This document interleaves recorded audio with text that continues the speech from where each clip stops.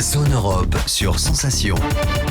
Bonsoir et bienvenue dans Zone Europe sur Sensation, une émission enregistrée au Parlement européen de Strasbourg et réalisée en association avec TV78. Voici le sommaire de ce nouveau numéro. L'eurodéputé François-Xavier Bellamy sera notre invité. Nous évoquerons avec lui l'actualité européenne. Les animaux sauvages dans les cirques. En France, ils sont progressivement interdits. Nous verrons comment ça se passe chez nos voisins. Mais tout de suite, que fait l'Europe dans notre quotidien? La fin du géoblocage des plateformes. Tous les détails avec Michael Tokdemir, Europe Direct Normandie-Évreux et Maison de l'Europe de l'Eure. Zone Europe, ce jour-là. D'après une étude de la Commission européenne qui a analysé des milliers de sites internet dans toute l'Union européenne, seulement 37% des acheteurs en ligne venant d'un autre pays de l'Union européenne auraient pu acquérir le produit ou le service souhaité. Dans le reste des cas, les utilisateurs ont été victimes de géoblocage, c'est-à-dire d'une restriction imposée par les sites marchands en ligne basée sur la nationalité, la langue, le lieu de résidence, le lieu de connexion de l'acheteur ou la domiciliation bancaire.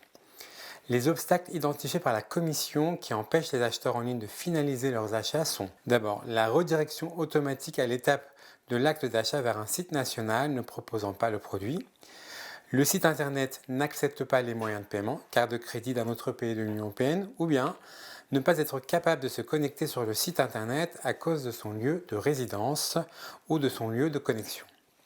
Parmi les mesures destinées à favoriser le commerce électronique dans un marché unique, une proposition de règlement portant sur le blocage géographique et d'autres formes de discrimination a été adoptée par le Parlement européen le 6 février 2018. L'objet de ce règlement est de garantir que tous les consommateurs de l'Union européenne bénéficient d'un accès identique aux biens et services à celui des consommateurs nationaux en interdisant le géoblocage. Ces nouvelles règles s'appliquent à une grande variété de biens et de services, les biens matériels tels que les meubles et les appareils électroniques, les services en ligne comme les services cloud ou l'hébergement de sites internet, les services de divertissement tels que les billets d'entrée pour les parcs d'attractions ou les concerts. Le géoblocage a été levé aussi pour certains biens culturels soumis aux droits d'auteur qui sont présents sur des plateformes de streaming payantes. Ainsi, les utilisateurs européens de plateformes comme Netflix, Spotify, Deezer ou OCS peuvent accéder pour un séjour temporaire à leur catalogue dans les 27 pays de l'Union européenne. On note quelques exceptions dans le règlement comme les services de jeux d'argent ou les œuvres protégées par les droits d'auteur. Le règlement prévoit qu'il revient à chaque État membre de désigner l'autorité nationale qui aura la charge de vérifier l'application de ces différentes mesures et d'établir des sanctions. En France, la Direction générale de la concurrence, de la consommation et de la répression des fraudes, la DGCCRF, a été désignée comme étant l'autorité compétente.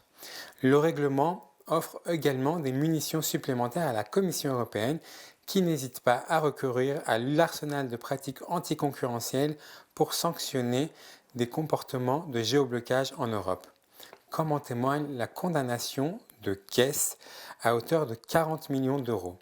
En effet, l'enseigne de prêt-à-porter a eu recours à du géoblocage dans le but d'empêcher des ventes transfrontalières au sein de l'Union européenne.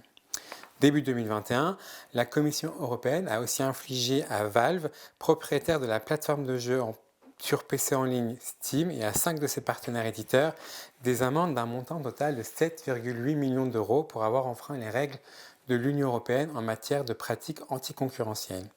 Valve et les éditeurs ont restreint les ventes transfrontalières de certains jeux vidéo sur PC sur la base de la localisation géographique des utilisateurs au sein de l'espace économique européen, se livrant ainsi à des pratiques dites de blocage géographique. Un petit bémol pourrait cependant freiner les achats de biens transfrontaliers, puisque le texte ne prévoit pas l'obligation pour les sites de e-commerce de livrer leurs produits dans l'ensemble des pays de l'Union européenne. Si la livraison n'existe pas, alors le site n'est pas obligé de le proposer. Un obstacle qui n'entravera pas les achats de services tels que les réservations d'hôtels, les locations de voitures, mais qui devrait peser sur le shopping de biens tels que les vêtements ou l'électroménager. Zone Europe, l'invité politique. Bonjour François-Xavier Bellamy. Bonjour. Alors vous êtes eurodéputé, membre du Parti populaire européen, vous êtes membre de la Commission de l'industrie, de la recherche et de l'énergie. On va parler ensemble de la politique européenne énergétique et bien sûr de la situation actuelle en Ukraine. Mais tout d'abord, en 2019, le Pacte vert pour l'Europe présenté par la Commission européenne engage les États membres à réduire nettement leurs émissions de gaz à effet de serre. L'objectif, réduire de 55% les émissions de gaz par rapport à 1990. Alors on parle émissions de carbone. de carbone, Oui. pardon, oui.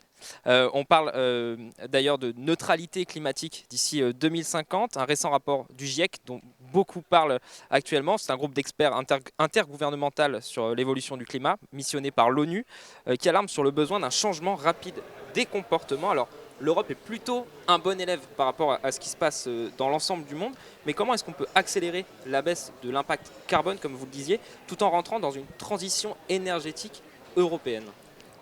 Est-ce que l'Europe est un bon élève? Je reviens sur ce que vous évoquiez, c'est une vraie question. Oui, c'est vrai, l'Europe ne contribue que pour 8% aux émissions de gaz à effet de serre dans le monde. Et depuis plusieurs années, depuis plusieurs décennies maintenant, l'Europe a baissé ses émissions de gaz à effet de serre. Mais simultanément, elle a augmenté son empreinte carbone. Et la différence entre les deux dit, à mon avis, tout le travail que nous avons à faire. Ça veut dire que nous avons, au fond, augmenté le résultat en termes d'émissions de carbone qui correspond à tout ce que nous consommons tous les jours. Mais nous avons baissé nos propres émissions à nous. Ce qui veut dire en fait que nous avons tout simplement laissé d'autres régions du monde produire à notre place ce que nous ne produisons plus. Il suffit de regarder les flux du commerce mondial pour voir que, au fond, nous ne produisons plus en Europe un très grand nombre de biens qui sont désormais produits dans d'autres pays du monde. Je pense à l'Asie, je pense à la Chine en particulier. Et c'est dans ces pays-là, au fond, que l'essentiel de la production aujourd'hui se joue, et notamment l'essentiel des émissions de gaz à effet de serre. Donc pour moi, le vrai sujet, le vrai défi, il n'est pas d'abord dans le fait de continuer à baisser les émissions en Europe. Bien sûr, il faut baisser les émissions en Europe, il faut continuer de choisir des modalités de production plus vertueuses, plus respectueuses de l'environnement. Mais le vrai sujet, c'est d'abord de réussir à entraîner les autres régions du monde, à entraîner les autres pays du monde dans cette transition énergétique qui est indispensable.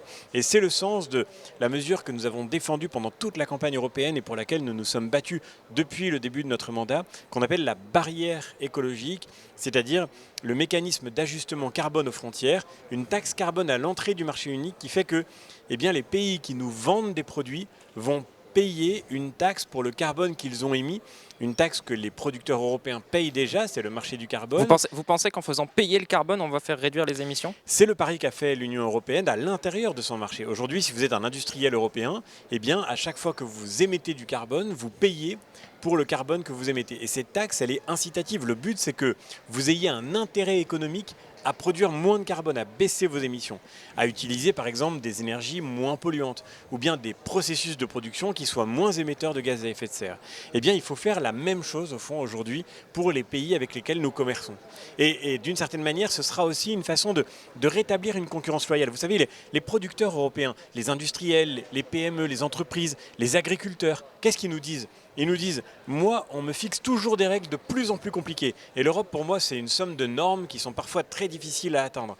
Et ensuite, je vois arriver sur le même marché que moi, je vois arriver des produits qui viennent de partout dans le monde et qui ont été développés sans respecter aucune de ces règles. Et donc, je dois, d'une certaine manière, faire face à une concurrence déloyale qui est organisée par les responsables politiques eux-mêmes. Vous parlez d'énergie, justement, souvent quand on parle d'énergie décarbonée, l'énergie électrique revient la plupart du temps dans les débats. On a un débat sur le nucléaire qui est relancé actuellement, mais avant qu'on parle du nucléaire, j'aimerais qu'on parle des installations d'éoliennes offshore. Je sais que vous êtes extrêmement engagé pour la pêche et les pêcheurs. Les pêcheurs, ils sont largement défavorables. Comment est-ce qu'on peut trouver des énergies alternatives en mettant tout le monde d'accord ? En France, construire de l'éolien et de l'éolien offshore me semble être en réalité un contresens. Un contresens parce que d'abord l'éolien a un impact majeur sur la biodiversité et on ne résoudra pas un problème écologique, celui du carbone, en créant un autre problème écologique, c'est-à-dire en détruisant en l'occurrence les fonds marins, en empêchant la reproduction des poissons, en empêchant la migration des oiseaux. Il y a évidemment dans l'éolien un impact sur l'environnement qui est vraiment dévastateur. Et cet impact-là, au fond pour la France, il a quelque chose d'aberrant parce que nous avons déjà en France aujourd'hui une énergie fortement décarbonée. Nous avons le point de PIB le plus décarboné de toute l'Union européenne. Et grâce à cette source d'énergie que vous avez évoquée à l'instant, grâce au nucléaire. Aujourd'hui, si on construit des éoliennes pour remplacer par exemple du charbon ou du gaz, on évite d'émettre des gaz à effet de serre. Mais si on construit les éoliennes pour remplacer le nucléaire, non seulement on produit cet impact sur la biodiversité que j'évoquais à l'instant, mais en plus, on émet plus de gaz à effet de serre. Pourquoi? Parce qu'une éolienne, ça ne tourne qu'une toute petite partie du temps, comme des panneaux solaires. Ces énergies renouvelables, elles sont aussi intermittentes. Et à chaque fois que vous construisez une éolienne, vous avez besoin d'une autre source d'énergie pour compenser cette intermittence. Une source d'énergie que vous pouvez très facilement allumer ou éteindre en fonction du vent, en fonction des conditions météo. Et ça, eh bien, c'est une centrale à gaz. À chaque fois qu'on met une éolienne, on a besoin de gaz. Et il faut que tout le monde se rende compte de ça aujourd'hui. C'est très important parce qu'on est dans cette guerre entre l'Ukraine et la Russie en train de mesurer ce que veut dire notre dépendance au gaz. Qui a fait la publicité, qui a fait le lobbying de l'éolien et du solaire en France au cours des dernières années? Eh bien, ce sont d'abord les producteurs de gaz, les vendeurs de gaz. Et en particulier d'ailleurs la Russie. Gazprom, la grande entreprise gazière russe, a financé les mouvements antinucléaires en Europe. Parce que ces mouvements-là, mais vous comprenez quand même nucléaire, que les antinucléaires puissent vous parler de risque nucléaire. C'est un risque qu'on ne peut pas ignorer. En France, tous les 2 jours, un train parcourt la France avec des déchets nucléaires sur des voies ferrées que n'importe qui peut approcher. C'est quand même un danger qui existe. Alors aujourd'hui, l'Allemagne a d'ailleurs décidé d'arrêter ses centrales à la suite de l'accident de Fukushima. Mais très intéressant. Le vrai risque, c'est pas un risque virtuel, c'est un risque très réel. C'est celui qui est causé par ces sources d'énergie que j'évoquais à l'instant. L'Allemagne, en sortant du nucléaire, elle a dû relancer sa production électrique avec du gaz et du charbon.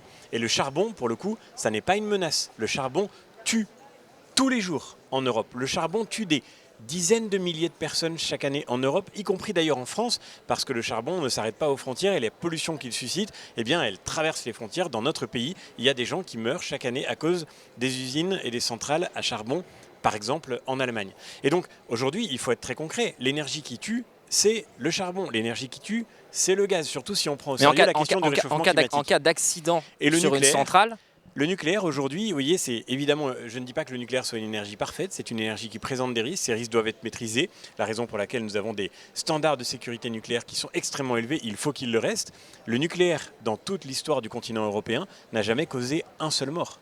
Pas un seul. Il y a eu des morts à cause de l'énergie hydroélectrique parce que quand un barrage lâche, ça peut faire des catastrophes sur tous les territoires qui sont en aval du barrage. Il y a eu, bien sûr, il y a chaque année des morts à cause du charbon et du gaz.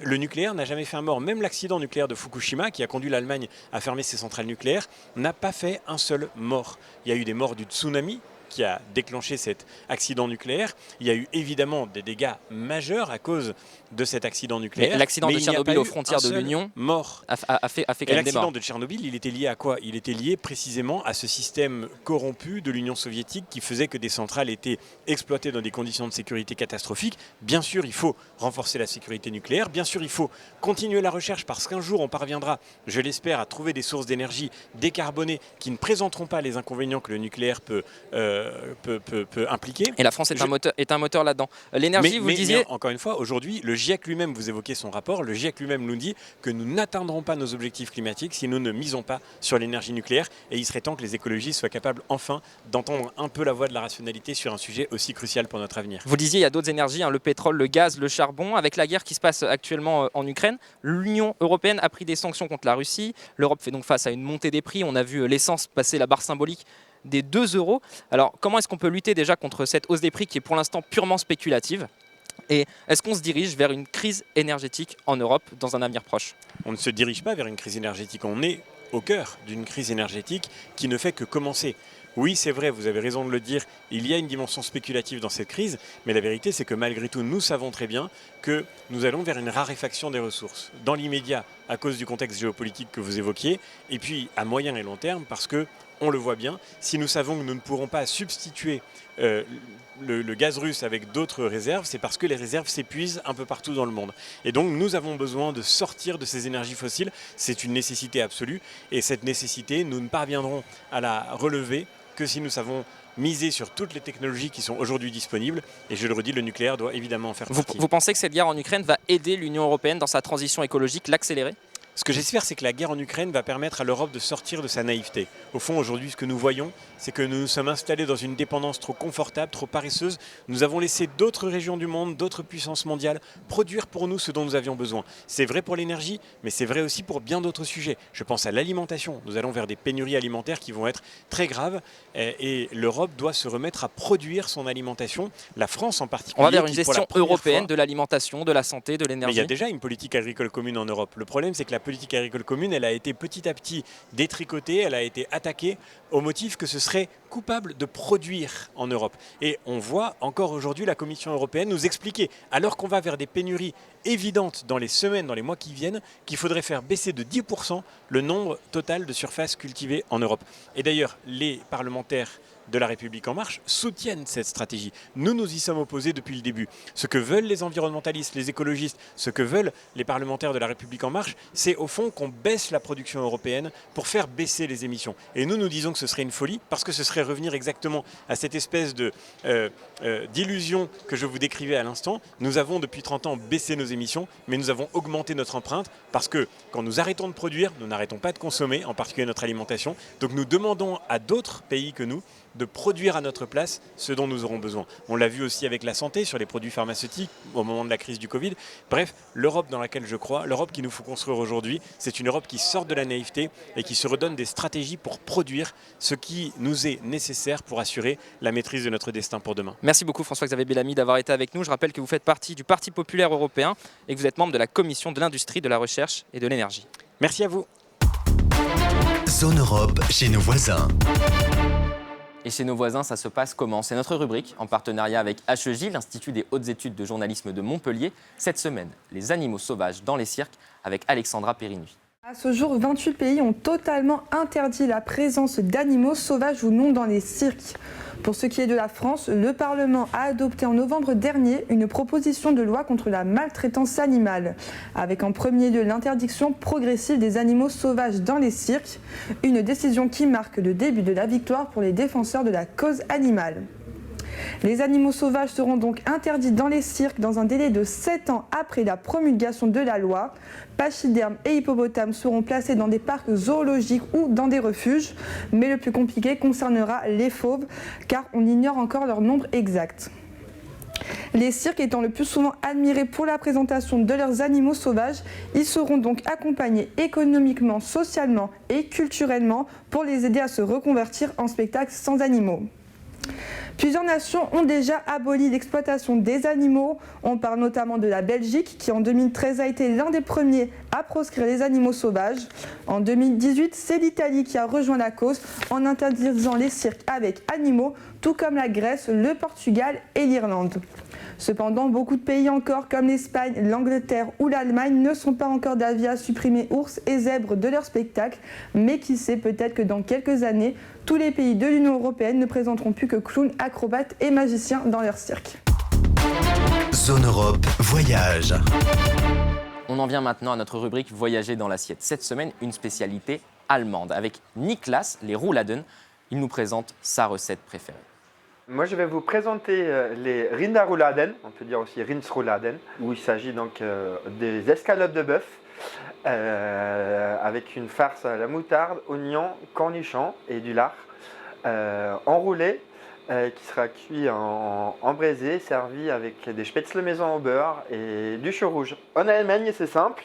Vous allez chez le boucher, vous demandez des rouladen, vous auriez des tranches préfaites.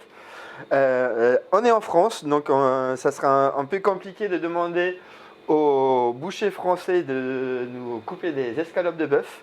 Donc c'est ce qu'on a fait là. On a une fois pris du paleron, on a découpé une belle escalope, mais on va aussi faire l'essai avec des rump steaks qu'on a légèrement aplatis. Légèrement, parce qu'il ne faut pas non plus détruire la structure du bœuf.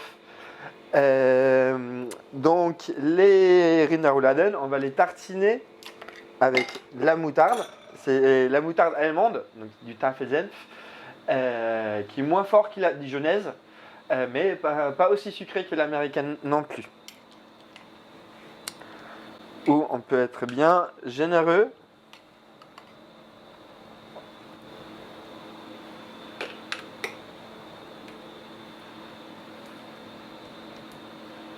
Ensuite, on va mettre des oignons.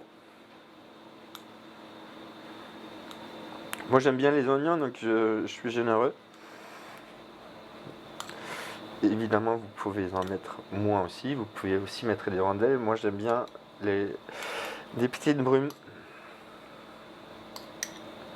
Ensuite, des Gewürzgurken, des cornichons. Rien à voir avec le petit cornichon en France. Bien croquant, le cornichon allemand, la Gewürzgurke. Donc là j'ai mis les cornichons en longueur de l'escalope et on va l'enrouler avec son lard. Voilà. Nous avons donc enroulé nos rouladen, puis on les a ficelés. Maintenant, une fois qu'ils sont ficelés, on va les saisir. On va mettre le beurre dans la marmite et on va attendre que le beurre y fonde. On va faire attention que le beurre ne rince pas parce qu'on travaille avec du gaz, donc ça peut aller très très très très vite.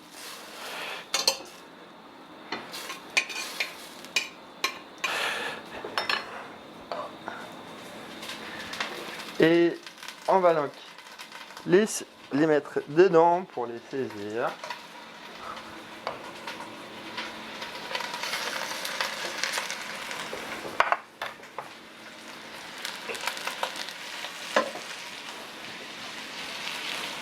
Donc là, ça a assez saisi, donc on va baisser le feu déjà. Et maintenant, on va sortir nos roulades qui ont légèrement saisi. Et maintenant, on va commencer à mettre tous nos légumes. Je les ai quand même épluchés. Pour la taille de la casserole, on va couper légèrement. Mais là, les carottes et les oignons, c'est bon en entier. Et les oignons. Et maintenant, on va y ajouter de l'ail, du thym, du laurier et du romarin. On va mettre 2 cuillères à café de miel, un chouïa de vin blanc, noix de muscade, un peu de paprika, du poivre, du sel et on finit au vin rouge. Et pour finir, on met de l'eau parce qu'on veut à la fin quand même avoir beaucoup de sauce parce qu'il nous faut beaucoup de sauce. Et là on a fait un très joli fond avec beaucoup de saveurs, beaucoup d'ingrédients. Un bon petit fond qu'on va maintenant allonger à l'eau et puis on va remettre les roulades dedans et puis faire cuire pendant 1h30, 2 heures à feu doux dans notre marmite. Je vous souhaite un très bon appétit avec un des plats typiques allemands le plus connu, apprécié par moi, ma grand-mère, mais aussi par Angela Merkel. Zone Europe. Les superstitions en Europe avec Evelyne Keller, auteure du livre 301 superstitions, petite encyclopédie des peurs et sagesses populaires chez L'Opportun. On s'intéresse cette semaine au pain. Le mot pain, il y a beaucoup de superstitions et de croyances qui s'attachent au pain, qui est une nourriture symbolique, surtout dans une France paysanne. La moitié des paysans cultivaient du blé justement. Alors cette superstition remonte une fois de plus à la scène, au Christ, en référence au pain eucharistique, aux hosties et aux brioches que l'on distribuait à l'occasion de certaines fêtes.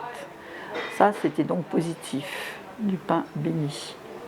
On ne doit pas poser un pain à l'envers, ce qui est considéré comme geste totalement néfaste. On considère que c'est néfaste parce que dans les communautés anciennes, il y avait toujours quelqu'un qui faisait office de bourreau. Et ce bourreau était nourri par la communauté qui, pour bien séparer son pain des autres, le lui présentait à l'envers. Donc, par association d'idées, pain du bourreau, ne jamais poser un pain à l'envers. Ne jamais couper son pain avec une lame, il vaut mieux le rompre à la main. Il y a aussi une superstition, c'est pas une superstition, dans des familles d'aujourd'hui, chrétiennes, le chef de famille, avant de se mettre à table, va tracer une croix sur le pain et il va rompre le pain à la main avant de le donner. On dit qu'il ne faut jamais jeter de pain, c'est une offense pour le blé et la déesse, alors ça c'est gaulois, la déesse des céréales. Donc il ne faut jamais jeter de pain, on peut faire avec du pain perdu, tout simplement, ou le donner aux petits oiseaux. Il y avait des expressions aussi, manger son pain blanc avant son pain noir. Le pain noir étant celui fait avec du seigle.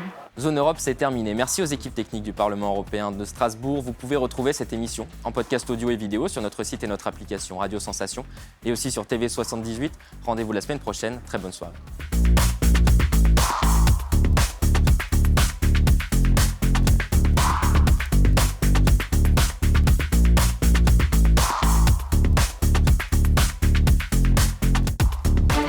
Zone Europe sur Sensation. Zone Europe.